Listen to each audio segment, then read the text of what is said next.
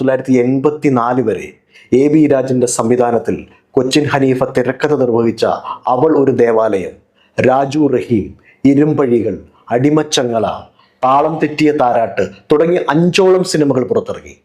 താളം തെറ്റിയ താരാട്ട് എന്ന ചിത്രത്തിന് ഒഴിച്ച് ബാക്കിയെല്ലാം പ്രേം നസീർ നായകനായ സിനിമകളായിരുന്നു. ഈ ചിത്രത്തിൽ ചെറിയ ചെറിയ റോളിൽ ഹനീഫ തന്റെ സാന്നിധ്യം അറിയിച്ചിരുന്നു. ഇതെല്ലാം വിജയ ചിത്രങ്ങളുമായിരുന്നു. അന്നിറങ്ങിയ കൊച്ചിൻ ഹനീഫയുടെ ചിത്രങ്ങൾ കൂടുതലും വൈകാരിക രംഗങ്ങളും ഗാനങ്ങൾക്കും പ്രാധാന്യമുള്ളവയായിരുന്നു. അതുപോലെ ഉയർന്നു വരുന്ന കലാകാരന്മാർക്ക് മുൻഗണനയും നൽകിയിരുന്നു. രാജു റഹീം എന്ന ചിത്രത്തിലെ രവിവർമ്മ ചിത്രത്തിന്റെ രതിഭാവമേ എന്ന് തുടങ്ങുന്ന ഒരു ഗാനം RK ദാമോദരൻ എന്ന ഗാനരചയിതാവിന് മലയാള സിനിമയിൽ ഒരു സ്ഥാനമുണ്ടാക്കി കൊടുത്ത ഗാനമാണ്. കൊച്ചിൻ ഹനീഫയുമായുള്ള സൗഹൃദം ഒന്നു മാത്രമാണ് അതിന് നിമിത്തമായത്. അടിമച്ചങ്ങല എന്ന ചിത്രം ഒരു സാഹസിക സിനിമയാണ്. ഇതിൽ പ്രേം നസീർ, ഷീല,